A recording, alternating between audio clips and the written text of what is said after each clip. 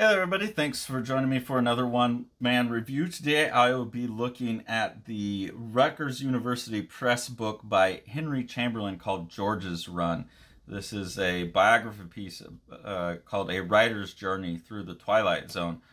This is something that Sean passed on to me, so I'm assuming we got it from Henry Chamberlain, but whoever sent this along, thank you. It is a story about George Clayton Johnson, a writer who really had a great impact on our society, someone I'd never heard of before. So someone I was really, by the time I was done with this book, really grateful that I learned about him. He wrote for the Twilight Zone. He wrote for the earliest Star Trek episodes. Also wrote the movie the book Logans Run and the book Ocean's 11. So just work on a lot of properties that are like core kind of archetypal symbols for our society now, some of the greatest pop culture properties that we can think of. So really fascinating character, and this book is kind of just about his life.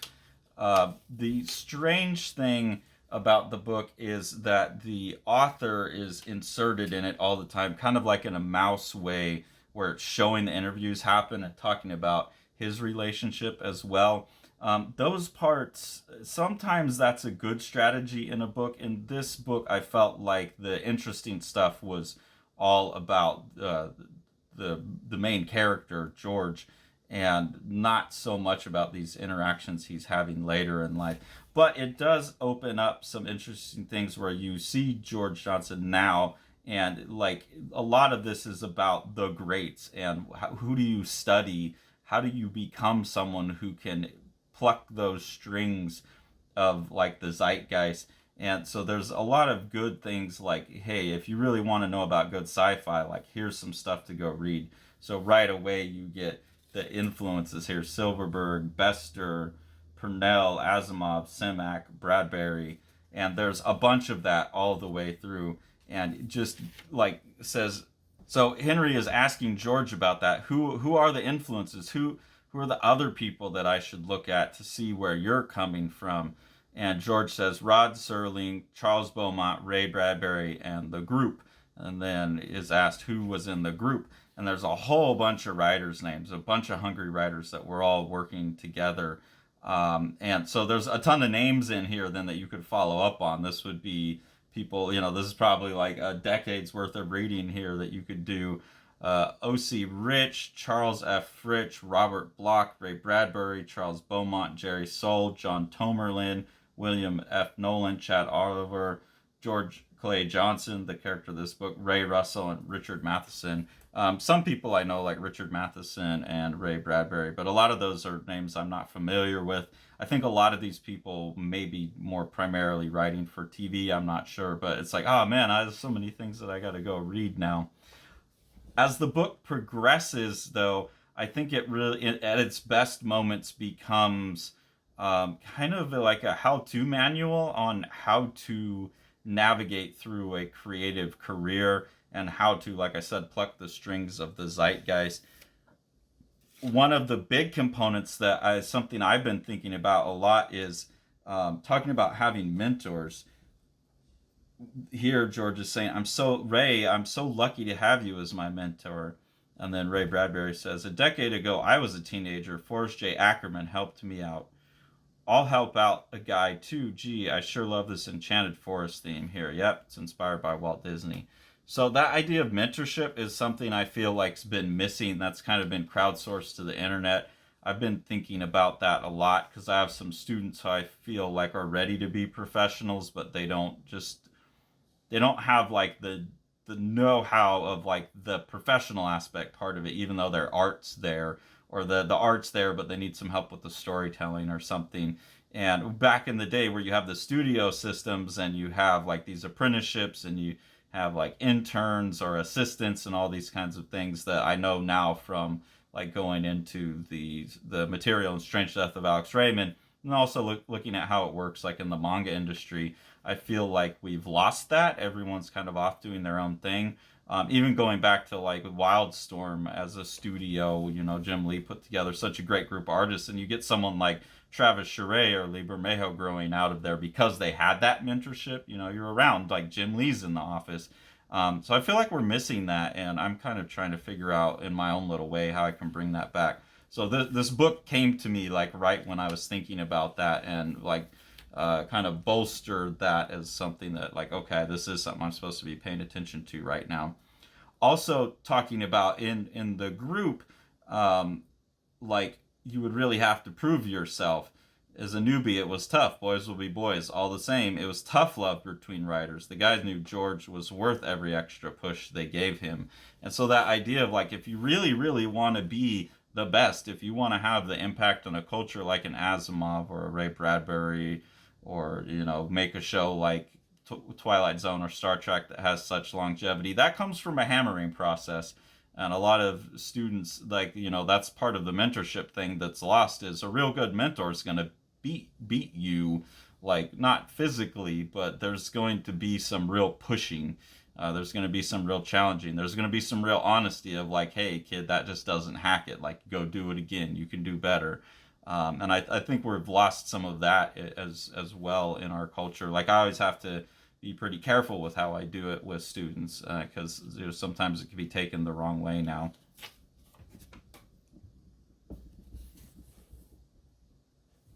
Also, some real just like knowledge dropping about like how to get your thing put across. In 1956, this is George talking, I wrote the teleplay Noon on Doomsday for the United States Steel Hour on CBS. This was to be my response to the murder of Emmett Till in 1955. A 14-year-old child was murdered by a white man for flirting with a white woman. By the time the network was done, my script had been turned into oatmeal. And they're talking about just censorship and stuff. So his mentor then tells him, what do you do when the network bails? Find another way. Twilight Zone is the other way. My motivation for Twilight Zone goes back to Noon on Doomsday. Whatever you do, George, put your heart and soul into it. Look for a sign, George. I see the signs all the time, Rod. So he's talking to Rod Serling, the creator of Twilight Zone. What he's saying there, the bit of wisdom, is like, hey, look, take that thing that you want to talk about, but package it in a different format. Like, figure out what it is that's going to work, where you can still say it, you can still put your heart and soul into it, but maybe you weren't like putting up enough of a veil between you and the audience and the other thing. So I really thought that was smart. It's like, don't give up on an idea. If an idea gets rejected, just look for a new way to say the same thing that's going to get you through. One of the downsides of the book, given the fact that like you have Henry and George talking in current time, is that we also get pulled into current politics of like our time. So here we're talking about a film called The Intruder that cuts to the heart of ongoing racism in America. But then the author goes on to say, in the age of Trump, blah, blah, blah, blah, blah. I think tying it very specifically to like a now is probably going to damage this book in the long run, because these kind of now things can override and obscure, I think, some of the more timeless wisdom that's built in here. I know there's also this like repetitions of cycles in history that the author's trying to get to. There's also this like legalized weed message that's running through the more like now moments in the book, because George finds that to be an important medicine for his life, migraines and things, and his creativity. But those kind of things for me were a diminishment of the really great content of the book, which is like this, lessons from a master kind of thing. Another one of the really great lessons from a master, the example of what I'm talking about, is talking about working on Star Trek. Now, having worked on Twilight Zone, we've moved on to Star Trek, and basically saying that at the time Star Trek got pitched, Wagon Train was the top show. So when Gene Roddenberry pitched it to NBC, he pitched it as Wagon Train to the Stars. And that idea of using what people know to pitch the new thing. That's a lesson I very much need to learn. I feel like so many of my ideas, I want to do something new and I don't really know how to describe it. If you can latch it to anything that people already know, especially when you're dealing with like network executives and stuff like that, that's just a real piece of like wisdom. And you put that together with the like, hey, look, don't give up your artistic integrity. Like Star Trek still was what it was. It's just in the sales pitch part of it, play the game a little bit. But once you get it, like make the thing that you want to make. Those two combined are very, very smart. This page also has some wisdom in it, and this is where Henry is talking to George kind of through the characters in Star Trek. Spock, I come from Generation X. We grew up disillusioned, full of irony. At first, Star Trek seemed odd, but then we grew to love it. Fascinating. You are the skeptic who remains forever hopeful. And I actually think that's like a pretty good description of how I feel. I'm like really tail end of Gen X, like beginning of Millennial, where they overlap. So I feel like that's its own little micro generation, and I feel like that describes really well. I don't know if that applies to like the main chunk of the Gen X, but I feel like that skeptic that remains forever hopeful is a pretty good description of what I feel like was in the air when I was in high school. Like if you look at a movie like Fight Club, I think Fight Club is this very skeptical anti-society thing, but there's like this tinge of hopefulness in it that we can reset. I feel like post 9/11 especially, like the world just kind of opened itself up as like these systems are too big, and I don't know, a lot of people seem to be hopeless about the idea for change or just not as skeptical. So anyways, I really like that line, and that is a description of Gen X.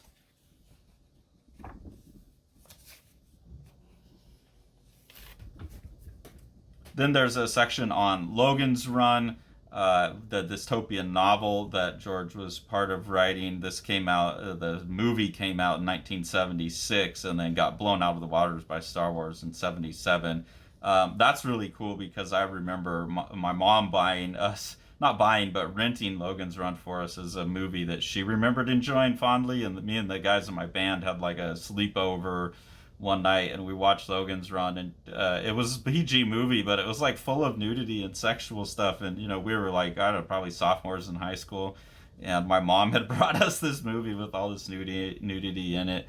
I just remember it being like a wild, kind of silly movie, but the premise of it being really, really good and something that I think still like holds up as a prediction for the future. So realizing that this guy was involved in that as well as Ocean's 11 and all these things is pretty, you know, like, wow, how have I never heard of this guy? He reveals in the book as well that he has an ending to Logan's Run called Jessica's Run. So there's some book that says will come out when the time is right. I don't know if that has come out, but apparently there's a epilogue or a sequel to Logan's Run called Jessica's Run, which is a pretty interesting factoid to drop. But then we kind of swing back to these more like current moments and also some awkward like self-promotion. George, like you, I have asked the big questions in my graphic novel, Alice in New York. People who have read it get it. So the challenge is now to connect with more like-minded readers. We had these same issues in the group. Now is the time to create. The future works itself out. So I don't know, just kind of like promoting your own graphic novel and being like, hey, I was after the big questions too, almost like putting yourself on the same status as someone who has achieved so much, felt a bit off to me.